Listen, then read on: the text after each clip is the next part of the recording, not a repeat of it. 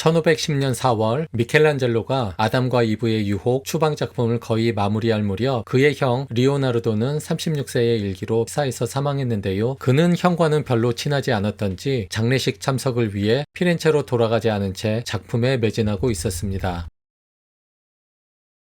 여성의 모습을 빌려 표현된 뱀은 선악과 나무를 휘감은 채 열매를 하나 따서 이브에게 주자 그녀는 왼팔을 위로 뻗어 그것을 받으려 하고 있습니다. 헌데 이 작품의 내용은 성서가 기술한 것과는 완전히 다른 모습을 보여주고 있습니다.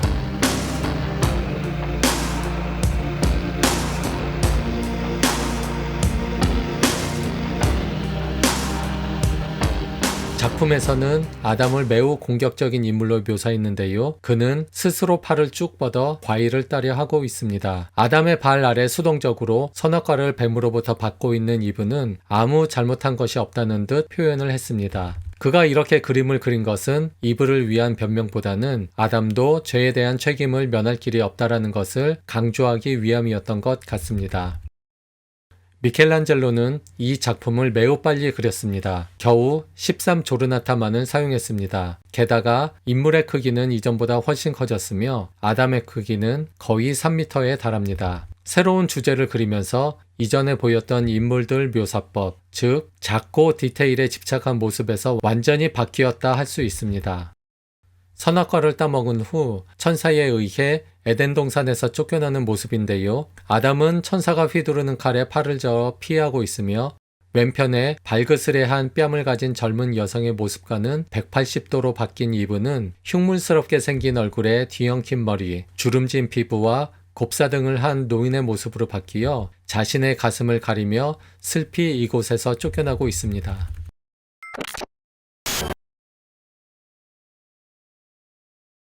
이곳에 등장하는 새 인물에 들어간 조르나탄은 다 해서 4개뿐 이렇게 빠르게 그림을 그릴 수 있었던 것은 밑그림을 인토나코로 옮길 때 스폴베로와 색임 방식을 겸용했기 때문입니다. 얼굴이나 머리카락 같은 미세한 부분들은 밑그림의 윤곽을 따라 구멍을 내어 목탕가루를 탁탁 쳐서 뿌리는 방식으로 처리했고 그보다 큰 신체나 옷 같은 부위는 천필로 윤곽을 그어 처리했습니다. 하느님은 비탄에 차 있는 듯한데요. 이는 미켈란젤로가 처음으로 그린 하나님의 모습이기도 합니다. 흘러내리는 풍성한 자색 옷과 풍성한 턱수염을 가진 미남형 노인으로 표현된 하느님은 이브에게 손짓으로 아담에게서 나오라 하고 있습니다. 이브는 새로운 삶에 대한 놀라움으로 입이 살짝 벌어져 있으며 감사의 표현으로 두 손을 모은 채 하느님께 다가가려 합니다. 한편 그는 플랑드르 화가들이 그린 자연 풍경화를 보고 노파나 수녀들이 그리는 그림이라 폄하하기도 했는데요. 이러한 연유인지 에덴 동산이라 표현된 배경은 죽은 소나무 한 그루와 땅 위로 튀어나온 바위가 전부뿐 매우 황폐한 모습으로 그려졌습니다. 인물화들 또한 매우 실망스럽게 묘사되었는데요. 볼로냐의 산 페트로니오 성당 입구 위에 그려진 야코포 델라 후에르차의 이브의 창조를 지나치게 많이 인용한 것 같습니다. 인물들은 원근법적인 단축 기술을 구사하지 않은 데다 크기를 1m로 축소해 마루에서 바라봤을 때 어떤 그림인지 식별하기가 쉽지 않습니다. 1510년 여름 미켈란젤로는 이 작품을 완성함으로 천장 반 정도를 그렸습니다. 전반부가 완성되면 이를 일반에게 공개하기로 했지만 공교롭게도 이때 율리우스 2세는 전쟁 준비에 돌입하며 이 계획은 물거품이 되었습니다.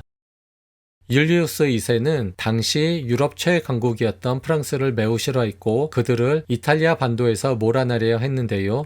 1510년 7월 페라라 공습을 시작으로 1년여에 걸쳐 이곳을 프랑스로부터 탈환하고자 했지만 그 뜻을 이루지 못한 채 1511년 6월 26일 다시 로마로 돌아왔습니다. 이로 인해 미켈란젤로는 약 1년이라는 휴식기를 갖게 되었는데요. 교황으로부터 작업의 대가로 받기로 한 돈을 못 받았고 천장 나머지 작업에 필요한 비용을 한 푼도 받지 못했기 때문입니다. 설상가상 당시 동생 부오나로토는 중병으로 병원비가 필요했고 부친 로도비코는 멋대로 미켈란젤로의 돈을 꺼내 써서 그와 그 가족들은 경제적으로 매우 힘든 세월을 보냈습니다. 그 사이 미켈란젤로는 가족들을 위해 그리고 후반기에 그릴 그림에 들 돈을 받기 위해 2번씩이나 볼리오나로 율리우스 2세를 만나러 가기도 했습니다. 1511년 8월 15일 성모 승천 대축일 날 천장화 전반부는 결국 일반에게 공개되었는데요. 이를 본 예배당 가득 모인 사람들은 충격, 경탄, 경외심 등에 휩싸이게 됩니다. 그동안 미, 즉 아름다움이라 부르는 것의 특징들이 색채의 조화와 미묘함, 인물들이 표현하는 유연함과 우아한 운동감 등에서 찾았다면 이 천장화는 조각과 같은 조형성을 기반으로 한 힘, 생동감, 압도적인 스케일을 회화로 옮겨 놓았습니다. 이는 미의 관념을 송두리째 새롭게 설정해주는 계기가 되었습니다. 이 1년여의 휴식기 동안 그는 스케치와 밑그림을 더 많이 준비할 수 있었는데요. 1511년 초반경 19cm, 27cm의 작은 크기의 종이 위에 그린 소묘는 주인공이 몸을 뒤로 젖힌 상태에서 왼팔을 앞으로 내밀고 왼쪽 무릎을 구부린 자세를 취하고 있는 것이었습니다. 천장화에 훗날 그린 이 유명한 아담의 창조는 그가 몇 달 전 볼로냐에 갔을 때 봤던 산 페트로니오의 포르타 마냐에 조각되어진 야코포 델라 쿠에르차의 아담의 모습에 영감을 받은 것으로 추정하기도 하고, 또한 그가 참고했을 법한 작품은 피렌체에서 매일 보다시피 한 포르타 델 파라디조의 기베르티 부조 작품이기도 합니다. 후반부 작업을 위해 1511년 9월이 되어서야 비계 작업은 끝났습니다. 이때 미켈란젤로는 마루에서 그동안 자신이 그렸던 프레스코화를 자체 평가할 수 있는 실질적 기회를 처음 얻었는데요. 이는 전반부와는 눈에 띄게 달라진 방식을 구사하는 계기가 됐습니다. 홍수에서처럼 화면을 가득 메운 작은 인물들은 마루에서 볼 때 구별하기 어렵다 판단해 인물들 숫자는 줄이고 크기는 확대했습니다. 이 프레스코화에는 총 16개의 조르나타, 약 2에서 3주의 시간이 걸렸고 아담을 먼저 그렸습니다. 아담을 그리는 데는 모두 4조르나타밖에 들지 않았는데요. 머리와 하늘에 1조르나타, 몸통과 팔에 1조르나타, 양 다리에 각각 1조르나타씩 들어갔습니다. 이렇게 빨리 그릴 수 있었던 이유는 스폴베로 방식 대신 밑그림을 석고에 한꺼번에 새기는 방식을 이용했기 때문입니다. 아담은 술 취해 골아떨어진 노아의 모습과도 흡사하지만 노아가 품위를 잃은 인간의 한 예라면 아담은 결점이 없는 완벽한 육체를 가진 인간으로 표현했습니다. 그는 하느님의 모습도 모두 4개의 조르나타로 그렸습니다. 이곳에 그린 하느님의 모습은 이브의 창조에 나온 두툼한 겉옷 차림에 땅에 발을 딛고 서 있는 모습과는 다른 모습인데요. 공중에 뜬 채로 아담을 향해 날아가는 하나님의 자세는 복잡한 형태를 띠고 있습니다. 바람에 나부끼는 얇은 옷차림과 흰 수염을 한 노인의 모습으로 그려진 하느님은 망토 안에 10명의 천사들과 입으로 추정되는 젊은 여자가 있으며 그의 손끝은 생명을 아담에게 전달하려는 듯 그와 손끝이 닿을 듯 말 듯한 장면을 연출하고 있습니다. 한 가지 흥미로운 것은 하늘을 나는 노인의 모습으로 표현된 하느님은 당치 흔하지 않았는데요. 전통적으로 기독교 미술은 하느님의 형상화를 이콘으로 간주해 초기 기독교 미술에는 하늘에서 나오는 손으로 표현을 했을 뿐이며 우리에게 익숙한 턱수염과 겉옷차림의 모습은 실제로 14세기 전까지만 하더라도 전혀 시도되지 않았습니다. 르네상스 시대에 접어들며 하느님을 보다 개성적 모습으로 묘사하기 시작했는데요. 예를 들면 기베르티의 피렌체 세례당의 청동부조, 파울로 우첼로의 산타 마리아 노벨라의 아담의 창조, 야코포 델라 쿠에르차의 볼로냐 산 페트로니오 대성당의 부조 작품 등을 들 수 있습니다. 그리고 14세기 전까지만 하더라도 오늘날 우리에게 친숙한 턱수염과 긴 겉옷 차림의 노인상은 전혀 시도되지 않던 모습이었습니다. 그리고 16세기 들어서도 손가락을 통해 생명의 기운이 아담에게로 들어간다는 착상과 날아가는 노인의 모습으로 설정된 하느님은 그 이전 그 어느 곳에서도 찾아볼 수 없는 매우 독특한 것이었습니다.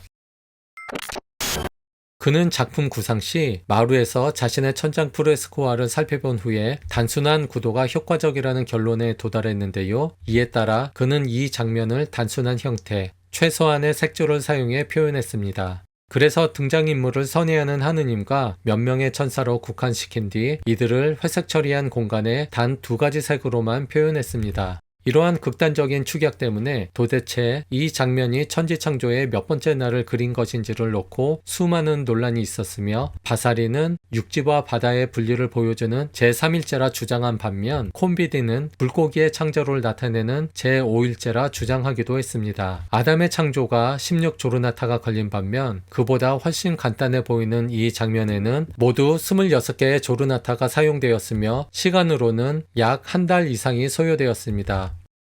이렇게 시간이 오래 걸린 이유로는 하느님의 자세에 있었습니다. 그는 인물에 원근법적으로 배치한 단축법을 사용했는데요. 이는 관람자들에게 마치 사람이 실제로 머리 위에서 떠오르는 것 같은 착각, 즉 3차원적인 공간감을 불러일으키는 효과를 주었습니다.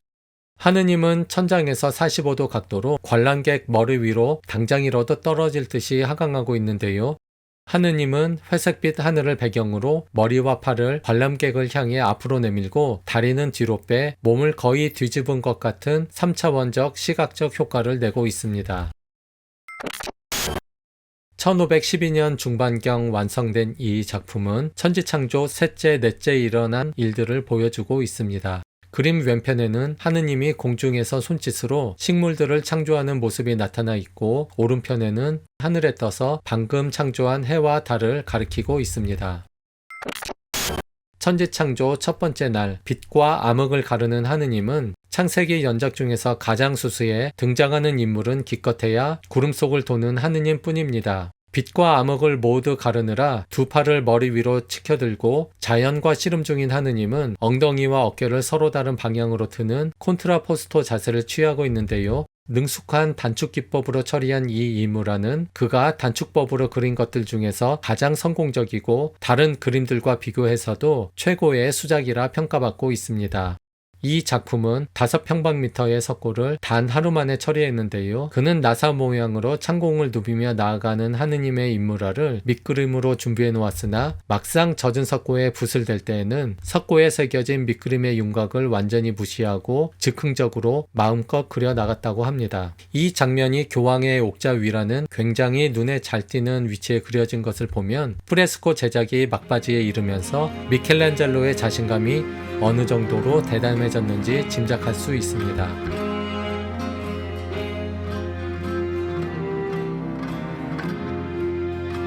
영상 재밌게 보셨는지요? 구독과 좋아요, 알림 설정 부탁드립니다. 감사합니다.